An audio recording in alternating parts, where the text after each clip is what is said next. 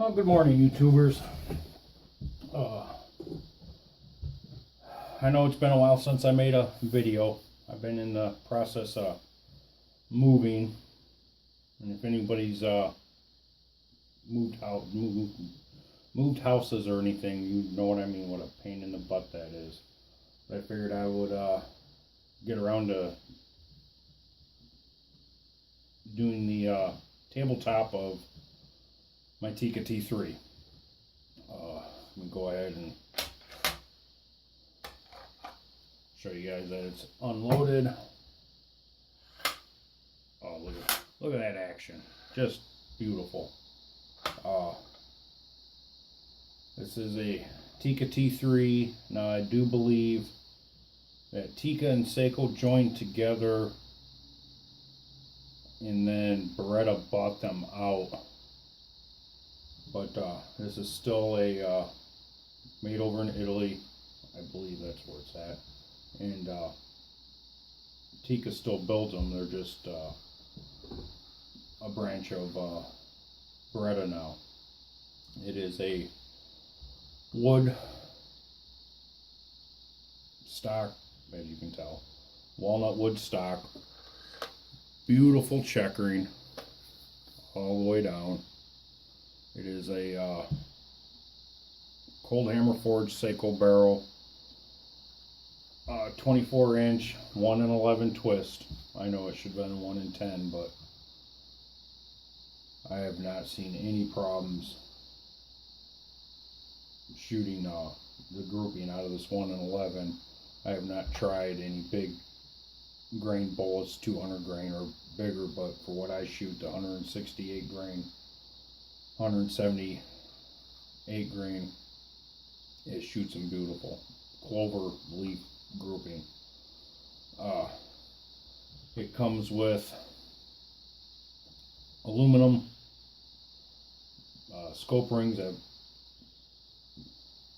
go on to the dovetail there. I don't recommend you use them. I tried when I first got it because I didn't have the Weaver scope rings or scope mounts on it. After about 5 shots they loosened up, and that was even after Loctiting them. I went ahead and purchased the Weaver mounts and Leopold's rings. Haven't had a problem with it since. You might if you go with a smaller caliber. This is a 300 Win, and 300 Win kicks. I don't care what kind of gun it is. Other than that, I don't really have any complaints. I wish they'd have went with the steel magazine. That 300 Win loads up real tight in there. Like I said, a smaller caliber would probably be just fine. I know the smaller calibers you can fit 4 in there and still have a flush mount. This only fits 3, but that's the way it goes. Long action. The gun has a cocked indicator right there. Safety right here. You can lift it up and down. You put it on safe and it locks into position, which I particularly like because of the going through the brush. It won't pop open on you.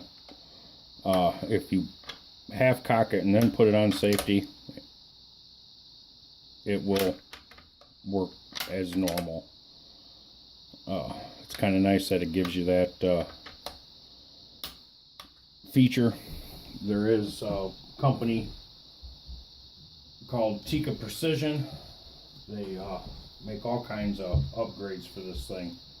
The bolt release is right here. You don't have to pull the trigger or nothing. You just push the button. She comes right out.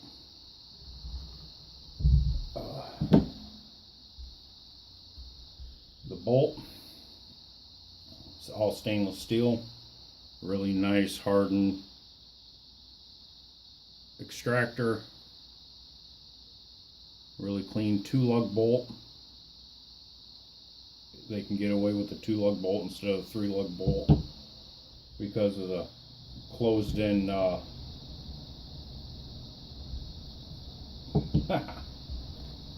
action.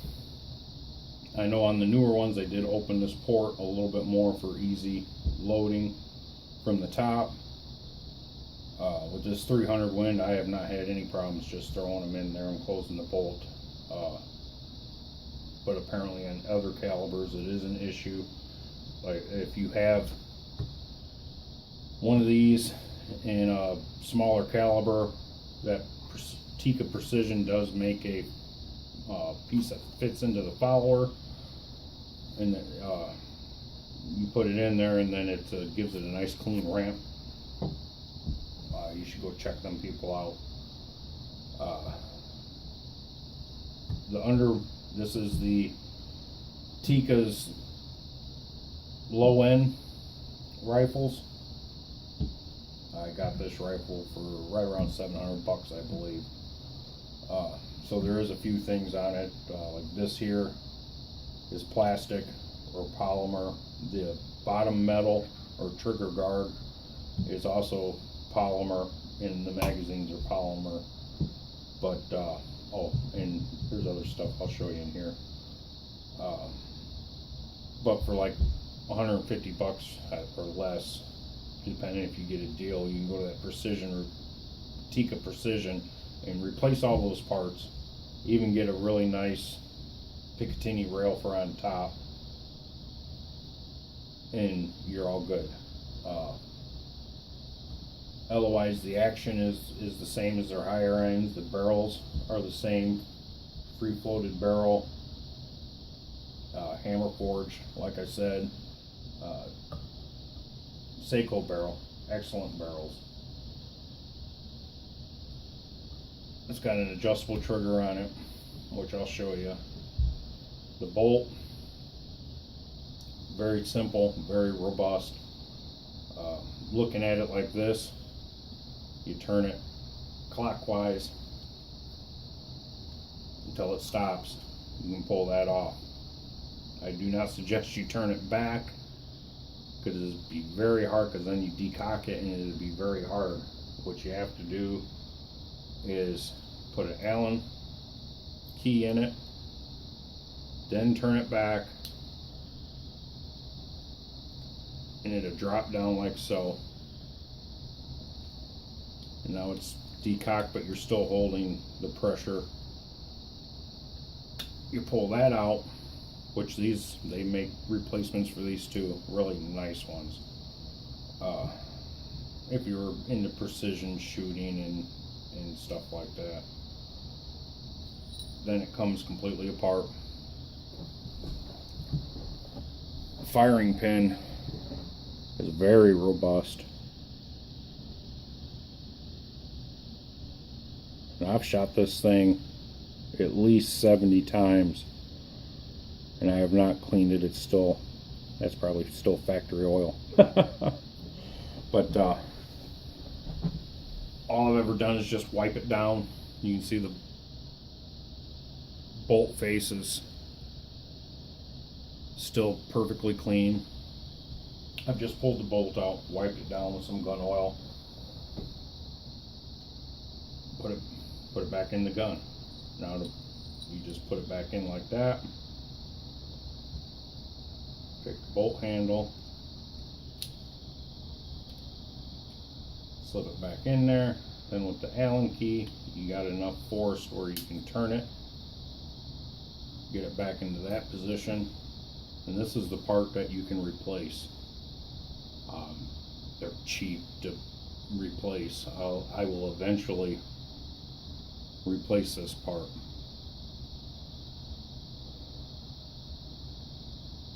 Slips right back down on it, and then you turn it until you hear the click, and you're good to go.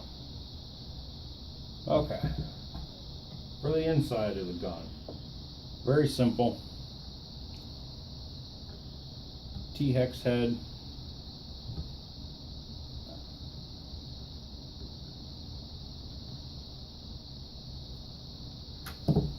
Very nice machine bolt.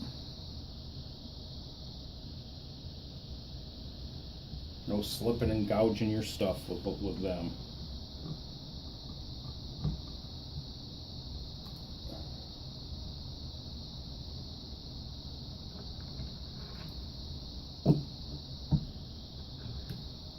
Bottom metal. This can also be replaced. I think you can buy just these. They make different kinds, but just the standard one with that's all metal with a stainless steel spring and everything in it is like 120 bucks. And then these are minimal nothing. And then you get the Picatinny rail with it. And I don't know if you get this is an aluminum block. They sell them stainless steel. They just pull right out. This here hooks into at your recoil lug. Very nice inside.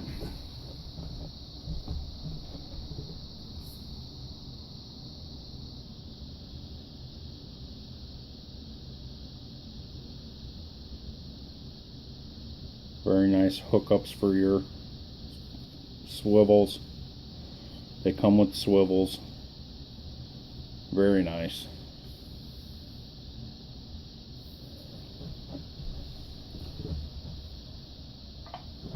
The adjustable trigger on it is right here.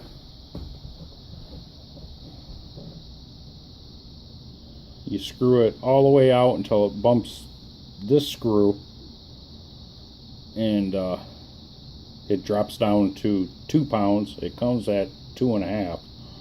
I brung this into about 3.5. I wanted a little heavier trigger. I use gloves and so forth when I'm hunting, and I like to feel the trigger a little bit. In my testing, I did have it go off a couple times on me with gloves on my hands, sticking it in the trigger. Didn't even feel that I had pulled the trigger. I just wanted a little heavier. This is a hunting gun.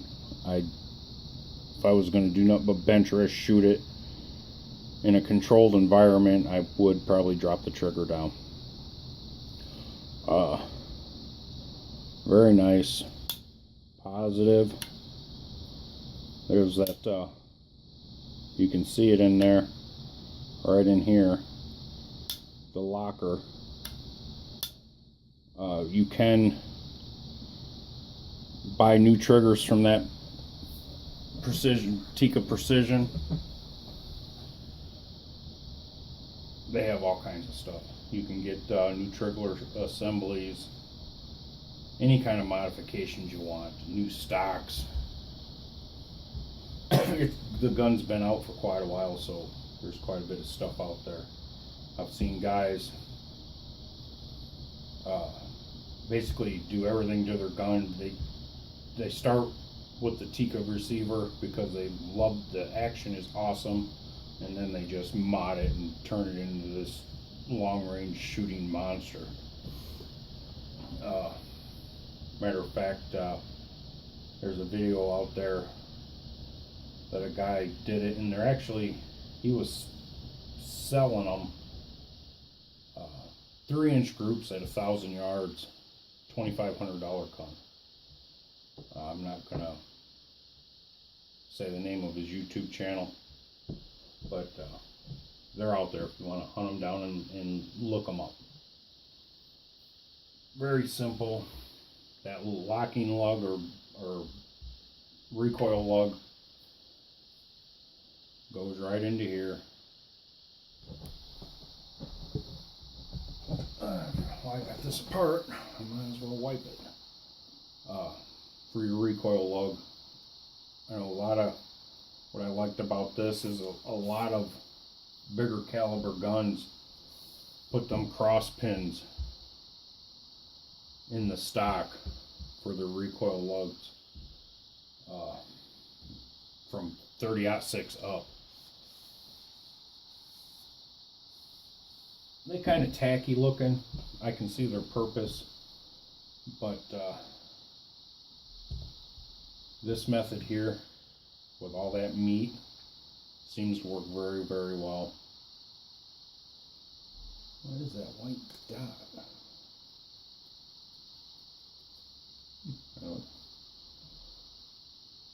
Very simple.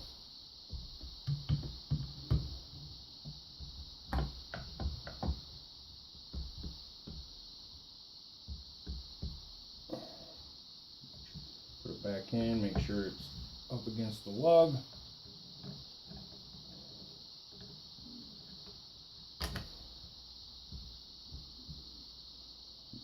There is metal inside when for tightening it. It's not just tightened. Actually, I can show it to you real quick.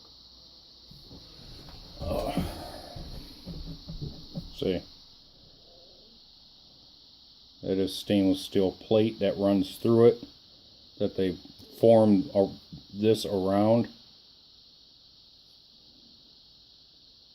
That's what your bolts go onto. But I will be eventually replacing this bottom plate, bottom metal as they call it, industry names.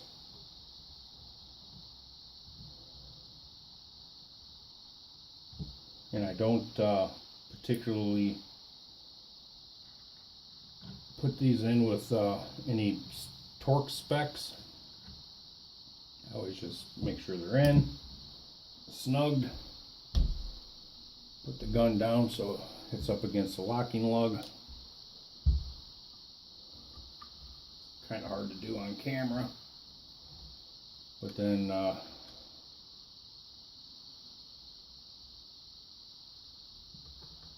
1/4.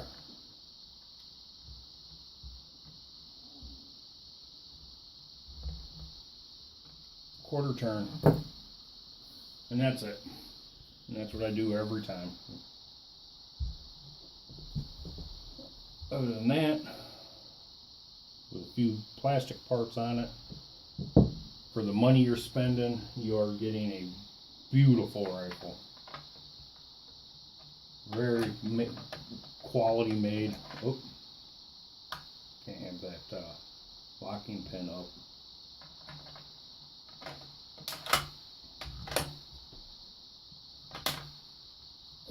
Decock it. Yep.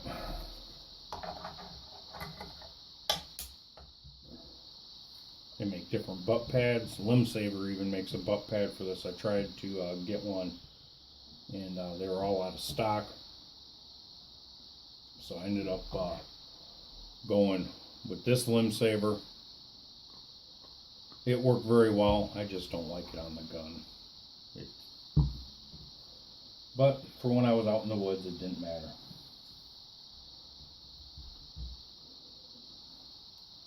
But if I have forgotten anything or misspoke on origin or anything like that, please leave a comment. I usually don't do tabletop reviews. I've been requested by a couple people to do one. If I skipped out on anything and anybody knows a little more information than I do, please leave a comment below. Give us a thumbs up, and I appreciate you watching. Bye.